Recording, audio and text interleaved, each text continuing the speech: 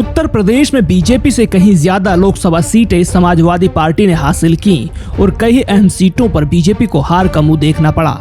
उत्तर प्रदेश में बीजेपी के इस फीके प्रदर्शन को लेकर कई सवाल खड़े हुए, लेकिन जो सबसे बड़ा सवाल उठा वो ये कि इसका योगी आदित्यनाथ के राजनीतिक करियर पर क्या असर पड़ेगा। इस साल के लोकसभा चुनाव से कुछ समय पहले तक खास तौर पर उत्तर प्रदेश विधानसभा चुनाव में भारी बहुमत हासिल करने के बाद कुछ राजनीतिक हलकों में योगी को भविष्य के राष्ट्रीय नेता के तौर पर देखा जाने लगा था।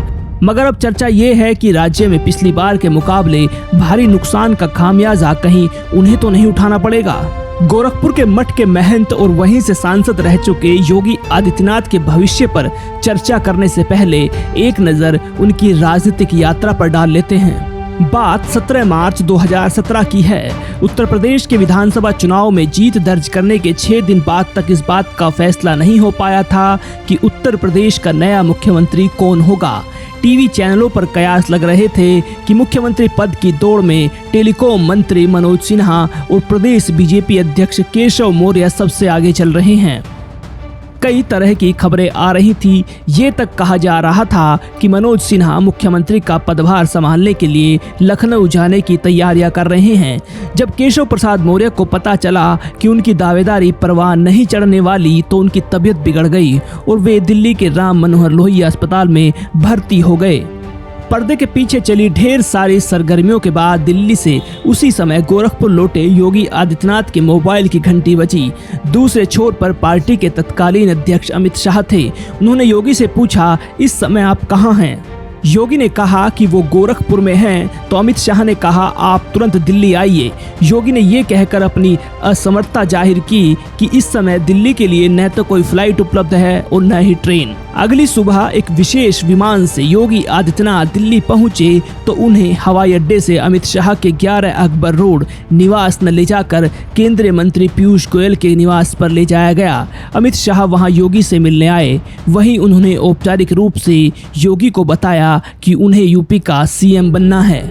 हाल ही में प्रकाशित किताब at the heart of power the chief ministers of Uttar Pradesh के लेखक और इंडियन एक्सप्रेस के वरिष्ठ पत्रकार श्यामलाल यादव ने योगी के उत्तर प्रदेश का मुख्यमंत्री बनने के पीछे की वजह बताई है। वो कहते हैं 5 नामों पर मोटे तौर पर विचार किया गया, जिसमें शामिल थे योगी आदित्यनाथ, केशव प्रसाद मौर्य, लक्ष्मीकांत वाजपेयी, मनोज सिन्हा और दिनेश शर्मा। 2014 के लोकसभा चुनाव से ही केशव प्रसाद मौर्य ने अपना सोशल बेस काफी बढ़ा लिया था। उस दृष्टि से ओबीसी और प्रदेश अध्यक्ष होने के नाते केशव प्रसाद मौर्य का दावा सबसे अधिक मजबूत बनता था। लेकिन सोच विचार के बाद पार्टी ने योगी को चुना। श्यामलाल कहते हैं, मुझे लगता है कि जब उन्होंने कई समीकरणों पर ध्यान दिया तो योगी एक स्वाभाविक उम्मीदवार के तौर पर सामने आए, क्योंकि वो एक बाबा थे और दूसरे उस समय बीजेपी में हार्डलाइन हिंदुत्व की तरफ जाने की जो कोशिश हो रही थी उसके वे प्रतीक थे और वैचारिक रूप से आरएसएस भी उनके साथ था। वैसे योगी के करीब लोगों को इसका आभास कुछ दिन पहले ही हो गया था। जैसे ही 4 मार्च को उत्तर प्रदेश चुनाव के 6ठे चरण में गोरखपुर का चुनाव संपन्न हुआ, योगी को विदेश मंत्री सुषमा स्वराज का पोर्ट ऑफ स्पेन जाने का न्योता मिला। योगी की जीवनी लिखने वाले प्रवीण कुमार अपनी किताब में लिखते हैं, भारतीय सांसदों का एक दल न्यूयॉर्क होते हुए ट्रिनिडाड की राजधानी पोर्ट ऑफ स्पेन जा रहा था। ट्रिनिडाड का वीजा तो योगी के पासपोर्ट पर लगा दिया गया था, लेकिन उन्हें बताया गया कि उनका नाम यात्रा करने वाले सांसदों की सूची से हटा लिया गया है। पता चला कि ऐसा प्रधानमंत्री कार्यालय के निर्देश पर किया गया। मुख्यमंत्री बनने के कई दिनों बाद योगी ने स्वीकार किया कि उन्हें आखिरी समय पर अपना नाम हटाए जाने पर निराशा हुई थी, लेकिन उन्हें बाद में इसकी असल वजह पता चली। तब तक राज्यों में नरेंद्र मोदी की पसंद लो प्रोफाइल मुख्यमंत्री हुआ करते थे। उनके लिए योगी के नाम पर मुहर लगाना थोड़ा असामान्य था, क्योंकि वो भी उनकी ही तरह जनाधार वाले हिंदुत्ववादी नेता हैं। लेकिन उनकी उम्र और हिंदुत्व के प्रति उनकी प्रतिबद्धता को देखते हुए आरएसएस ने भी उनके नाम पर मुहर लगा दी। सीएम बनने के बाद योगी ने ताबड़तोड़ कई ऐसे फैसले किए जिससे उनकी हिंदुत्व इमेज लगातार पुख्ता होती गई। 16 अक्टूबर 2018 को योगी ने इलाहाबाद जिले का नाम प्रयागराज और 3 हफ्ते बाद फैजाबाद जिले का नाम अयोध्या रखवा दिया। बिजनौर में दिए अपने भाषण में योगी ने ऐलान किया, अब कोई जोधाबाई अकबर के साथ नहीं जाएगी। योगी सरकार ने एक और नया प्रयोग किया। CAA प्रदर्शन के दौरान सरकारी संपत्ति को हुए नुकसान के लिए उन्होंने उन प्रदर्शनकारियों पर जुर्माना लगाया जिन्होंने इसमें भाग लिया था। Yogi Adityanath religion, politics and power the untold story में शरद प्रधान और अतुल चंद्र लिखते हैं, मार्च 2019 में लखनऊ पुलिस ने 57 प्रदर्शनकारियों के खिलाफ कार्रवाई शुरू की। उन्होंने प्रदर्शनकारियों के नाम, तस्वीरें और पते सार्वजनिक स्थान पर होर्डिंग्स पर लगवाने शुरू कर दिए। उनके इन सब कामों से उन्हें आरएसएस की आंखों का तारा बना दिया।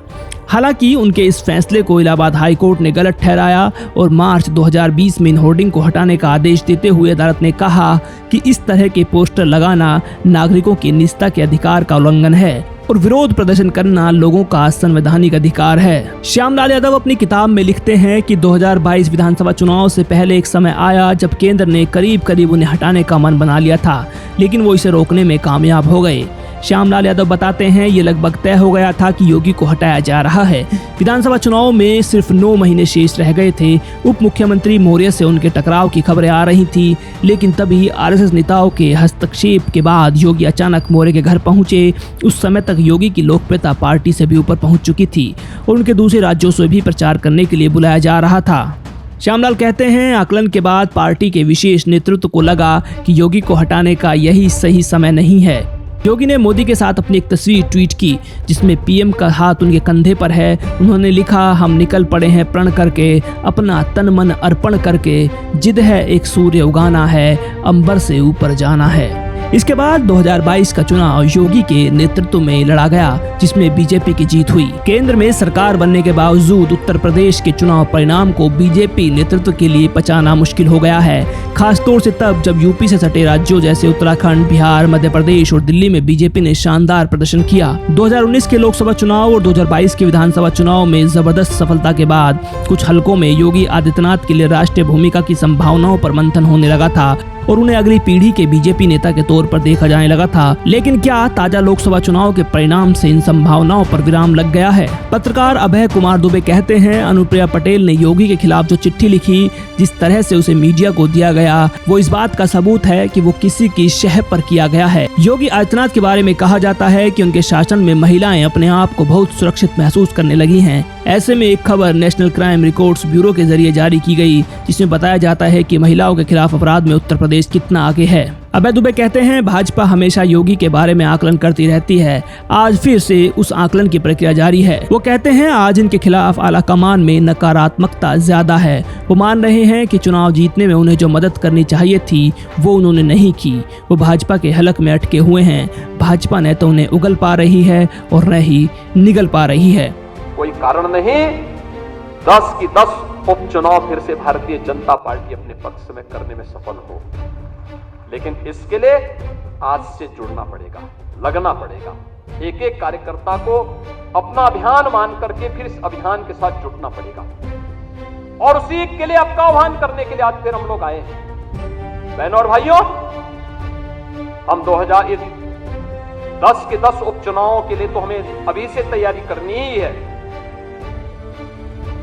लेकिन हमें इस बात का याद रखना, उत्तर प्रदेश को जो नई पहचान बनी है, उत्तर प्रदेश जो पहले छठी अर्थव्यवस्था थी, आज देश की नंबर 2 की अर्थव्यवस्था बन चुकी है और तेजी के साथ उभरती हुई अर्थव्यवस्था के रूप में अपने आप को स्थापित कर रही है। उत्तर प्रदेश का जो परसेप्शन बदला है, आज आप देश और दुनिया के अंदर कहीं जाते होंगे, लोग उत्तर प्रदेश के नाम पर आपको सम्मान देते होंगे। इस सम्मान को बरकरार रखने के लिए जीत के सिलसिले को फिर से आगे बढ़ाने की आवश्यकता है और उसको बढ़ाने के लिए आह्वान करने के लिए आज आपके सामने माननीय राष्ट्रीय अध्यक्ष भी आए हैं। जीत का यह सिलसिला जो 14, 17, 19, 22 पंचायत चुनाव, नगर निकाय चुनाव, उपचुनावों में बना रहा, यही मोमेंटम 2027 में भी बनेगा। यह हमारा संकल्प आज से होना चाहिए, आज से होना चाहिए। याद रखना, भारतीय जनता पार्टी है तो जिले में हमारा महापौर भी है, जिला पंचायत अध्यक्ष भी है और ब्लॉक प्रमुख भी है, चेयरमैन भी है, पार्षद भी है। और अगर यहां पर कहीं कोई खरोंच आता है तो वहां उसके असर वहां पर भी पड़ने वाला है और इसीलिए अभी से इसकी तैयारी में जुटना होगा। एक एक व्यक्ति को जुटना पड़ेगा, ब्लॉक प्रमुख हो या चेयरमैन, महापौर हो या जिला पंचायत अध्यक्ष, विधायक हो या विधान परिषद सदस्य, लोकसभा के हमारे माननीय सांसद हो या फिर राज्यसभा के माननीय सांसद, इन सबको संगठन के साथ बेहतरीन तालमेल बना करके, संगठन जिसको तय करे उसके साथ खड़ा होकर के प्राणपण से जुट करके कमल चुनाव चिन्ह को विजयी बनाने के संकल्प के साथ अगर हम आगे बढ़ेंगे तो आपका भी सम्मान होगा, सर्वत्र सम्मान भी मिलेगा। और जो लोग उछल कूद करने का कुत्सित प्रयास कर रहे हैं, मुझे लगता है इनको दोबारा उछल कूद करने का अवसर ही नहीं मिल पाएगा। यह हम आप सबको आश्वस्त करने के लिए आज यहां पर आए हैं।